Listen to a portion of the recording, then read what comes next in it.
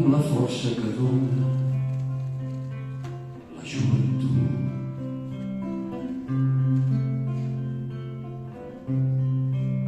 I amb les ganes d'aprendre d'un nou futur.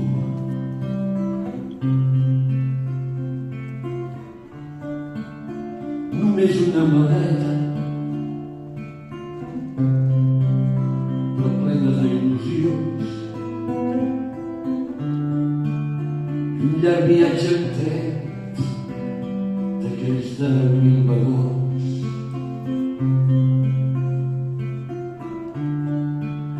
I uns infants que somniaven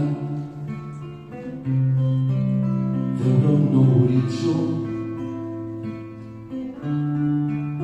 I els vas prometre al mar a la primera lliçó. A la primera lliçó. Qui et va guiar, estimar-te aquells nanos, qui et va manar d'anar-te'n tan lluny, qui pot pensar no tornar-te a veure, qui pot preveure que el temps se li esmunyi, qui va voler enterrar el silenci, qui va ordenar que fos un secret. No vull conèixer a qui va trair-te, ni saber qui va fer l'últim tret i el mar esperant, fent-se més llarg, més fons, més gran. I el mar esperant, veure arribar un grapat d'infants. I el mar esperant, fent-se més llarg, més fons, més gran.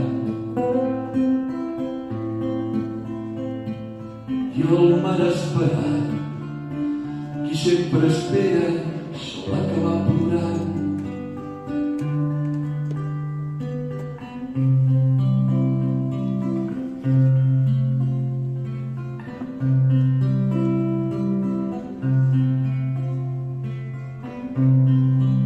I amb els estris d'impremta en un desert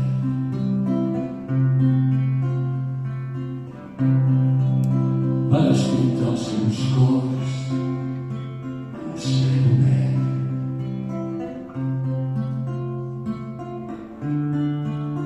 En una terra seca,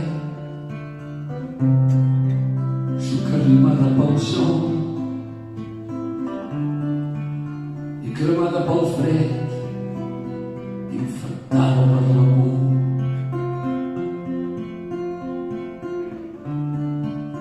Però si hi ha un bri d'esperança, cercaran el cim més alt i sentiran el teu alè encara avui aquells xavals, aquella colla de xavals. Qui et va guiar, estimar-te aquells nanos, qui et va manar d'anar-te'n tan lluny, qui pot pensar no tornar-te a veure, qui pot preveure que el temps se li esmunyi, qui va voler enterrar el silenci, qui va ordenar que fos un secret. No vull conèixer a qui va trair-te, ni saber qui va fer l'últim tret i el mar esperant, fent-se més llarg, més fons, més gran. I el mar esperant, veure arribar un grapat d'infants. I el mar esperant, fent-se més llarg, més fons, més gran. I el mar esperant, qui sempre espera sol acabar plorant. Ai, el mar esperant,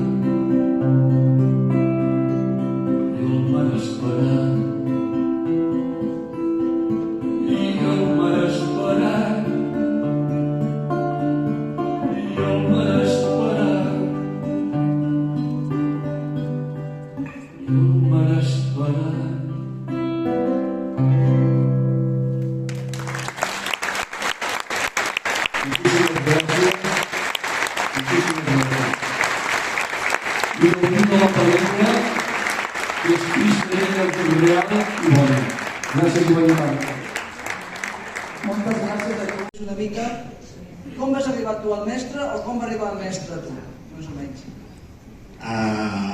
No sabem mai si aquestes històries t'atrapen, realment t'atrapen, però no saps si realment les vas a buscar tu o et troben elles a tu. És veritat, i la veritat és que vaig estar 8 dies fent fotografies, documentant l'obertura d'una fossa comuna a Burgos. Hola.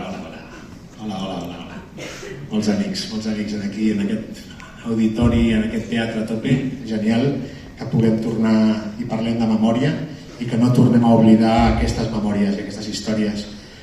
Sempre m'ha agradat fer fotografia, sempre he fet fotografia, he explicat històries a partir de la foto i per això vaig anar l'any 2010 a l'obertura d'una fossa comuna a Burgos, a la Pedraja, on en 2 exhumacions van rescatar 135 restes de republicans.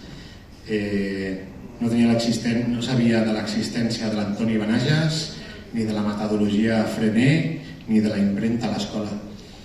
I vaig estar fent el que sabia fer en aquell moment, fotografies de totes les fases de l'exhumació i després entrevistes als familiars, aquells que encara no han fet el dol, que busquen el seu familiar i que posen la sang i posen el drama que significa tenir la família un desaparegut. En aquesta pel·lícula la veureu perquè retrata molt bé el drama que viuen les famílies i el silenci enterrat i que no s'obre. Però és veritat que després d'estar 8 dies allà fent fotografies, l'exhumació ja s'havia conclòs, estaven recollint ja els arqueòlegs, jo estava ja a camí de Barcelona i una trucada m'alertava que el dia de la meva partida havia passat una persona del poble de Banyoles de Bureba i havia dit que ja estava el mestre al seu poble enterrat. I a mi em trucava aquella persona dient-me que habían dicho que había una persona del pueblo de Bañuelos y que era un paisano mío, un altre català. A partir d'aquell moment va començar tota una investigació que ha durat 13 anys i hem fet un gran treball de recuperació d'aquesta memòria i molts tributs, com el que va fer al seu moment i el que continua fent el Ramon Sauló o tants altres. Aquesta pel·lícula, novel·la, 2 obres de teatre, hi ha una gran feina. És una batalla guanyada a l'oblit, és una reparació d'un oblit, perquè d'aquesta persona quedaven un feix de quaderns a casa dels Benages, quedava una memòria d'exalumnes i para de comptar. I després hi havia la seva memòria enterrada en una fossa sota 2,5 metres sota terra. El cadàver me sembla que no l'han trobat, no, encara? Al final, de les 135 restes que van sortir d'aquella fossa, han pogut identificar 26 cossos.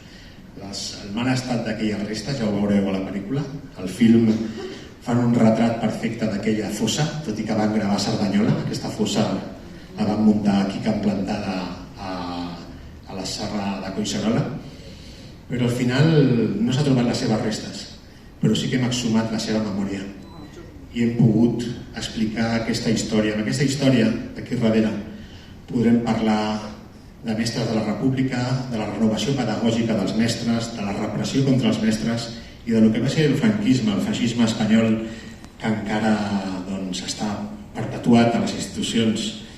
I per això és una història i és una pel·lícula molt vigent. Han passat 85 anys, però és veritat que és molt vigent. Mentre que es presentava a Madrid, Ferraz estava ple de gent resant el rosari i cagant-se en tot. I tornem al 36, deien. O sigui, per això, mentre que ells treballin per fer tornar al 36, nosaltres intentarem commocionar i treure aquestes memòries de la fossa perquè ja és hora. Doncs, si us sembla...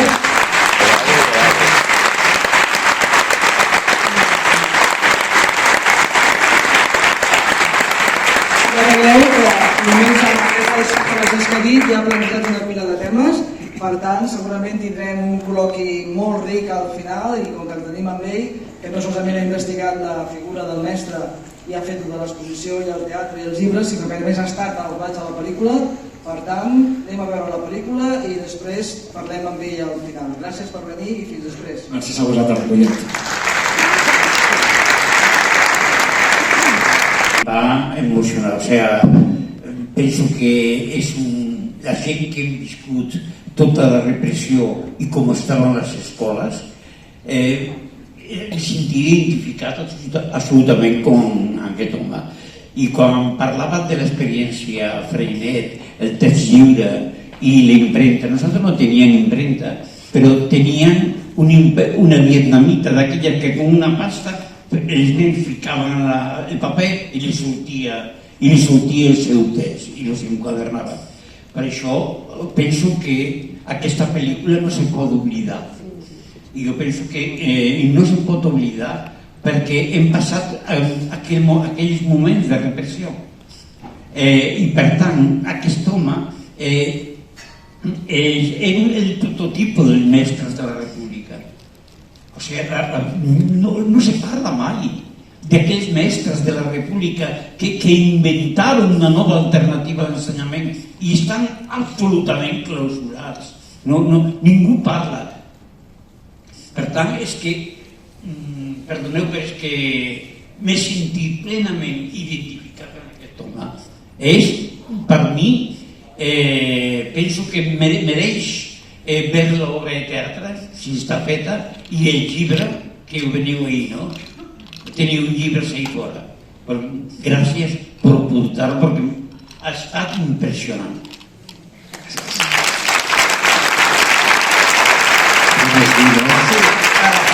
Sí, malauradament el seu net no va aprendre gaire del seu avi, perquè el seu net és el senyor Pablo Llarena, que tan mal ens ha fet. Després també hi ha la visita del mestre al padre d'Emilio perquè el deixés anar a escola. Això també està relatat tots els quadernets. Hem pogut fer novel·la, però gràcies, ja he pogut fer la pel·lícula o bé l'obra de teatre gràcies als quadernets, perquè hi havia com una mena de cronograma i tot el que anava passant en aquella escola, des de que havia parit una mula o un cavall o des del moment que arriba la visita d'un retratista a l'escola. Un retratista d'època arriba a l'escola i fa unes fotografies i això surt reflectit també a la pel·lícula. De fet, hi ha un documental, no?, que es diu El retratista, també. Sí, hi ha un documental que el vam fer el 2013 i aquest documental doncs es va anar a gravar a Mèxic. Nosaltres veiem que era una història molt punyent i que no es podia explicar només amb els testimonis vius que eren els exalumnes de l'Antoni Menages, senyors com Eladio Díez, com la Felisa Viadas, perquè és veritat que eren persones molt grans i nosaltres volíem que aquesta història arribés a tot públic. I ens vam enterar, vam saber que a Mèxic, a Veracruz, hi havia una petita escola fundada per un exiliat, el mestre Patricio Redondo. Aquest mestre, la guerra, li va agafar a Vilanova i la Geltrú i ell va estar fins l'any 39 i va poder exiliar-se, va passar pels camps de concentració d'argelers, però després va marxar per Bordeus fins a Veracruz i allà va fundar la seva escola. I la seva escola encara funciona des del 1940 i es diu Escola Experimental Freinet. I la seva escola continua avui dia fent quadernets com aquests amb impremta, però també amb el blog digital, com per internet, com fem tothom. I en aquella escola i en aquells quaderns de l'any 47, quan obres la primera pàgina dels quaderns, que es diuen Mexicanitos o Quetzal o Xochitl, que es vol dir flor, doncs aquí et trobes uns noms. Celestín Freinet, per l'inventor de la pedagogia, que el primer la posa en pràctica, José de Tapia, per ser el primer que la posa en pràctica aquí a l'estat espanyol, i Antoni Menages com la primera víctima. Clar, nosaltres quan vam saber que existia un quadernet Freinet que posava el nom de l'Antoni Menages, que una petita escola mexicana li feia un homenatge silenciós, vam dir, ostres, hem d'anar a gravar aquella escola. Perquè quan anàvem a les fonts oficials, quan anàvem a l'Arxiu General de l'Administració, al Alcalá de Henares, aquell que conserva tots els expedients de depuració i els expedients dels mestres, doncs quan agafava l'expedient de l'Antonio Benages sortia: el alcalde, cura párroco y vecinos dicen que la conducta de este maestro es antisocial, antipatriótica y mal vista por todo el mundo. Per tot això, per aquesta síntesi de tots els expedients, a l'any 39, ja quan havia estat assassinat, feia uns anys, el van fer fora de la seva plaça de mestre. O sigui, va ser depurat, assassinat, enterrat en una fossa en unes muntanyes gairebé sense nom, i després el van fer fora de la seva carrera, de la seva plaça de mestre.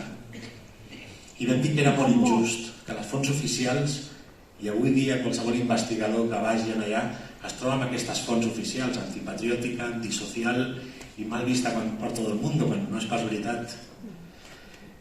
I per això vam decidir anar a Mèxic. En aquell moment, doncs, aquest documental el vam fer l'Alberto Buglé, que és un director de cinema italià, i jo, 2 persones, sense productors, però sí que vam utilitzar la xarxa Berkami per fer un crowdfunding, i 195 persones van fer la seva aportació, i gràcies a ells vam poder anar a gravar moltes vegades a Burgos, a Saragossa i inclús a Mèxic, per explicar aquesta història de l'escola experimental Frené, que fan servir pedagogia Frené i que a més els nens expliquen una mica la història. I quan anem als instituts, ara, per exemple, jo vaig estar a les Franqueses del Vallès, doncs, per exemple, alguna cosa els hi enganxa. Perquè moltes vegades la gent que expliquem temes de memòria i volem que tot això no s'oblidi, ara ja no queden ni els exalumnes. L'últim exalumne, Eladio Díez, se'n van amb el Covid se'l van endur per davant. Ja no hi ha exalumnes, o sigui, hem de començar a pensar com expliquem aquestes històries sense els testimonis vius. Per aquí han vingut alumnes d'un institut. Potser estaria bé que s'estan